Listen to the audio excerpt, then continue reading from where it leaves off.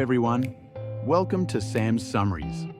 This episode is a deep dive discussion into Sam Fury's summary of the book, The Handbook of Medical Hallucinogens by Sam Fury. It has been created with the help of AI. You can read the original summary at samfury.com. Okay, get ready, because today we're going deep into a world that might seem like something right out of science fiction, medical hallucinogens. Yeah. And no, we're not talking about the 60s counterculture or anything like that. We're Right. talking about cutting-edge research Yeah. that's revealing just how much potential these substances have to heal the brain. It's really incredible. Our guide for this deep dive is Sam Fury's book, The Handbook of Medical Hallucinogens. Great book. And we're going to break down Yeah, the most interesting parts for you, absolutely. explore what these are, how they could be used, Mm, and of course the risks and the legal stuff. can't forget that. Right. All the complexities. It's a really fascinating field, especially because using hallucinogens for healing, this isn't new. Ancient cultures have been using these substances in spiritual rituals for millennia. It's like we've always been drawn to these altered states of consciousness. But now we're kind of moving beyond these ancient rituals, right? Yeah. And into modern science. Exactly. Can you give us a breakdown of how these substances actually work on the brain? Sure. So most of these substances, they mainly interact with serotonin receptors, particularly this one called the 5-HT2A receptor. Got it. Serotonin, it's a neurotransmitter that plays a key role in mood regulation, how we perceive things, even how we process information. Wow.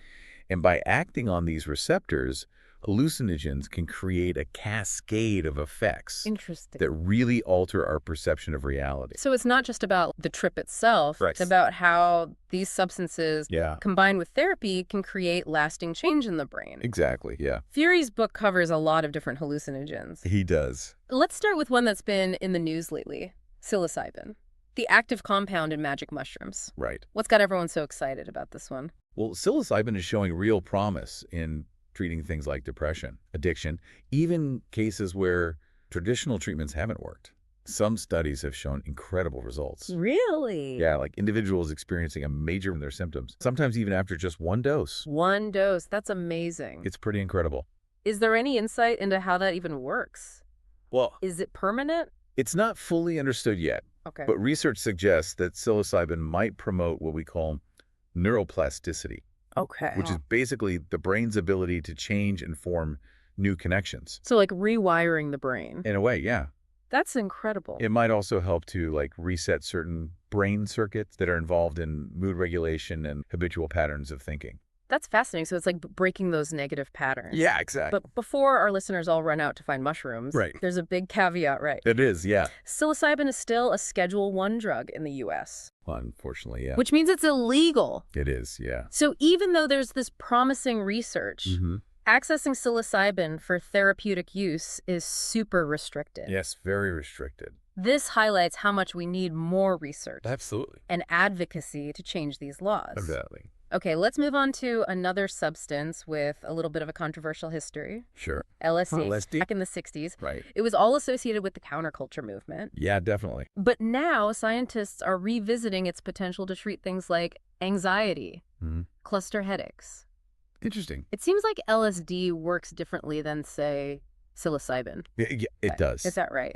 Yes. So while LSD also interacts with those serotonin receptors, Okay. its effects are quite different. Okay. It seems to promote this state of hyperconnectivity in the brain. So like everything is firing at once. Kinda, yeah. Yeah. It allows different regions to communicate in ways they normally wouldn't, which might be why some people report these profound insights Interesting. and creative breakthroughs. So it's not just about lessening symptoms. Right. It's about changing how the brain processes information altogether. Exactly. That could be huge for treating conditions that are rooted in rigid thought patterns Yeah, absolutely. or lack of cognitive flexibility. Yeah, But we need to be cautious, right? of course, always. Like psilocybin, LSD is also a Schedule I substance, and we need more research to understand its long-term effects Definitely. and make sure it can be used safely in a therapeutic setting. Yeah, safety is key. Okay, let's switch gears to a substance that often gets called the love drug, MDMA.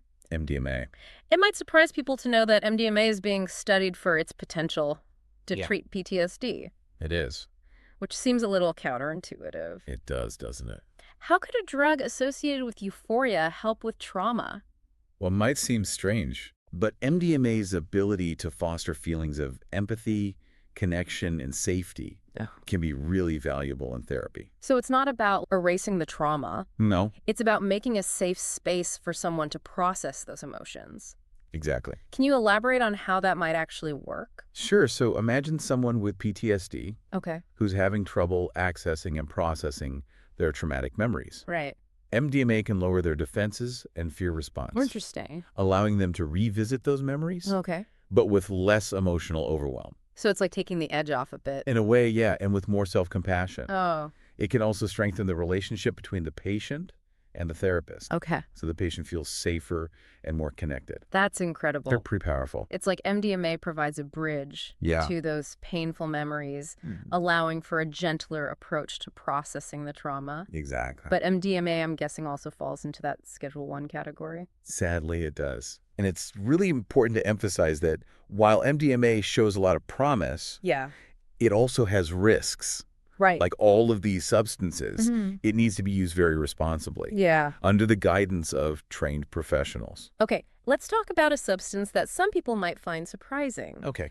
Ketamine. Ketamine, interesting one. It's typically known as an anesthetic, Right. but it's gaining recognition for its potential to treat severe depression. It is, yeah. What's the story there? Well, ketamine is fascinating because it works so differently from traditional antidepressants. Okay. It mainly acts on the glutamate system in the brain, which is involved in learning and memory.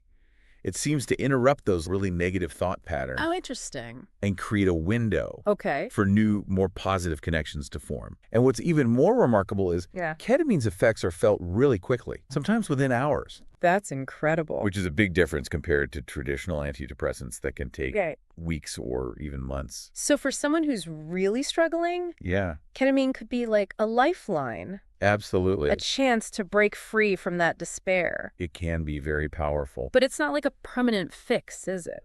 You're right. The effects of ketamine tend to be pretty short-lived. Okay. So it's often used as a bridge to other types of therapy Okay. to give individuals the space they need Right. to, engage in more long-term healing. So it's like hitting pause Yeah. on the negative thoughts, Exactly. giving someone a chance to reset Mhm. and start engaging with life again. That's a good way to put it. And while ketamine is a controlled substance, Yeah. it's not Schedule 1 Oh, like the others we've talked about. interesting. It's actually used a lot in medical settings as an anesthetic, Right. which has made it easier to research and use therapeutically. So it's more accessible in a way. Yeah, definitely. Each of these substances seems to have its own Yeah. unique way of working with the brain. Absolutely. It's like a whole toolkit for the mind. It is. It's pretty amazing. Fury's book also talks about some lesser-known hallucinogens. Oh, yeah, he covers a lot. Let's talk about ayahuasca. Okay. It's a traditional brew used in South America and contains DMT, One. a powerful psychedelic compound.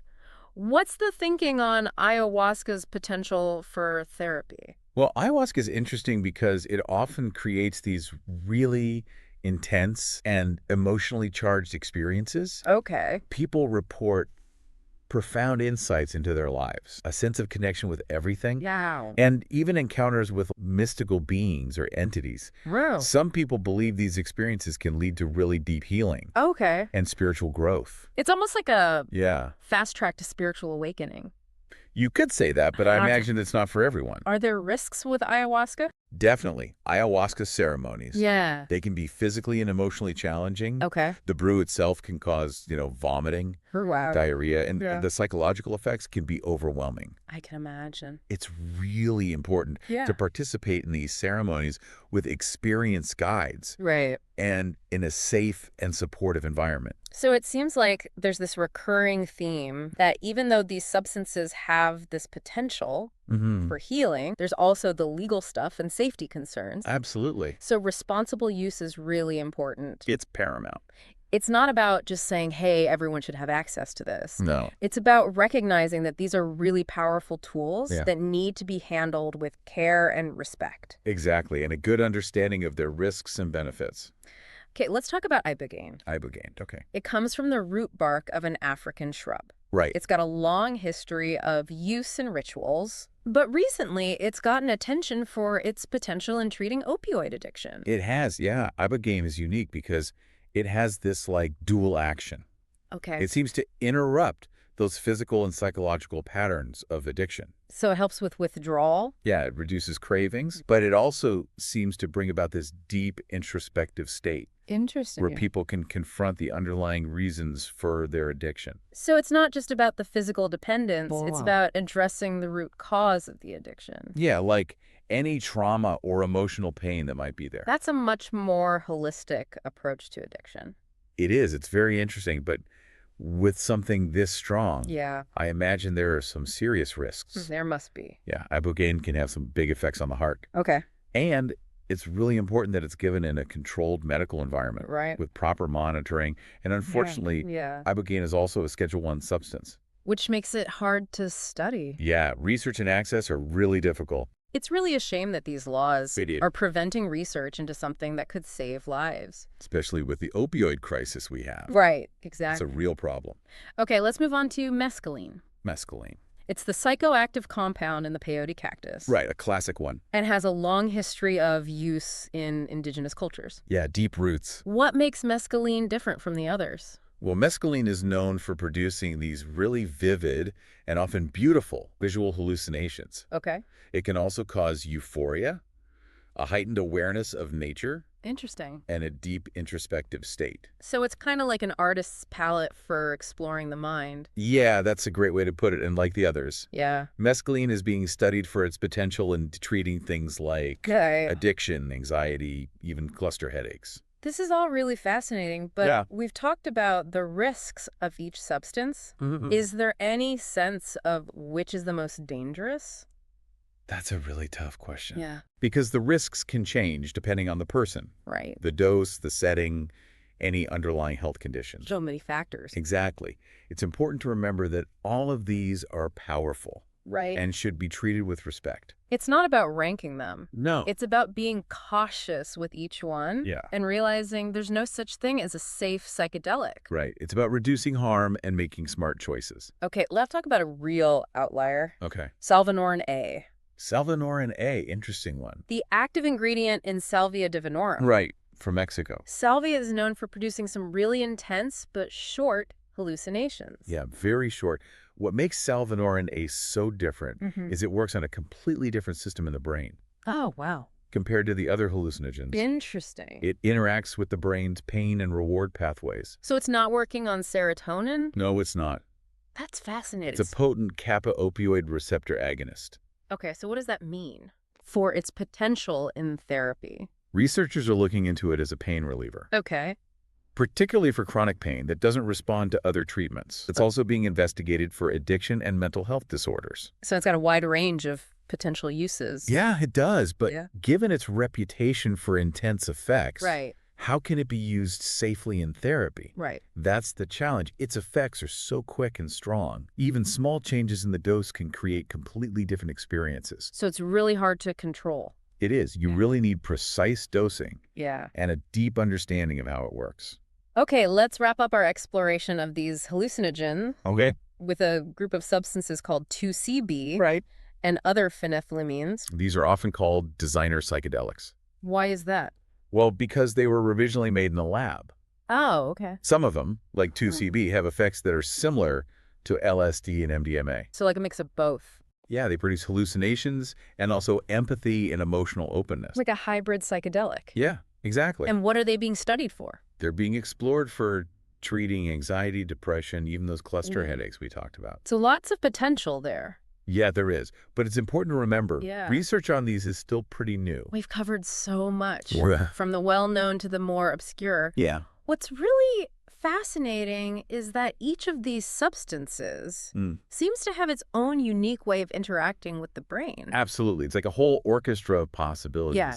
But we need to be cautious. Right. Responsible use is essential. Yeah. And guidance from qualified professionals is key. These are powerful tools. They are. You have to respect them. Absolutely. It's not about just throwing caution to the wind. Right. It's about recognizing their potential while acknowledging the risks Yeah. and being informed and balanced in our approach. Okay, let's shift gears. and talk about how these substances are actually used in therapy. Okay. Fury's book talks about something called psychedelic-assisted therapy, or PAY. PAY, yeah. Can you explain what that is? Sure. So PAYT is basically an approach that combines psychedelics with psychotherapy. Okay.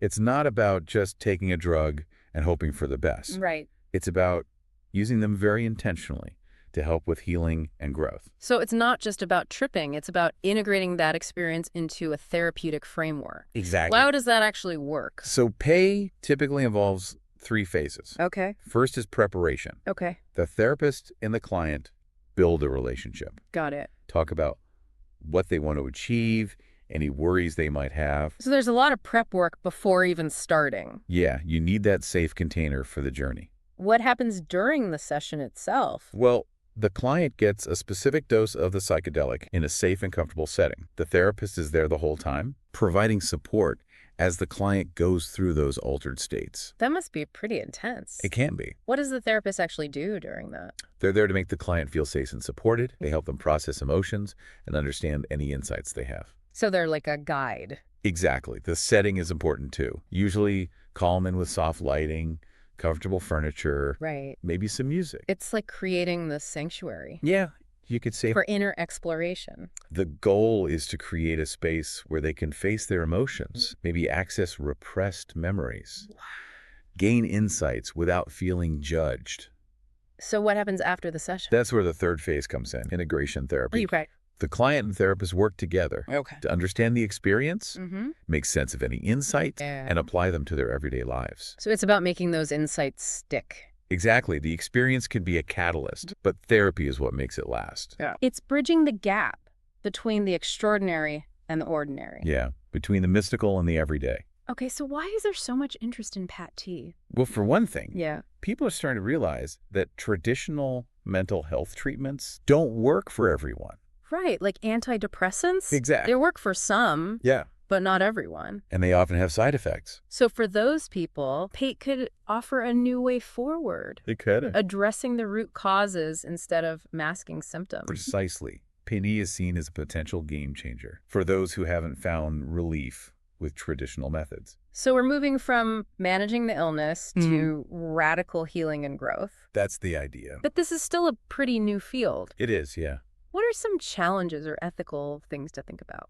One of the biggest challenges is the need for more research. Of course. We need good studies, understand the long-term effects of these treatments, and to figure out which conditions they're best for. We have to balance the excitement about this field Right. with caution and good research. Definitely, we don't want to repeat past mistakes. Right, when these substances were demonized Exactly. without understanding them. We need to move away from fear and embrace a more evidence-based approach. So it's about being curious, but also humble. Yes, and recognizing we still have a lot to learn. About the mind and its potential for healing. Exactly. As we wrap up our deep dive into medical hallucinogens, Mm-hmm.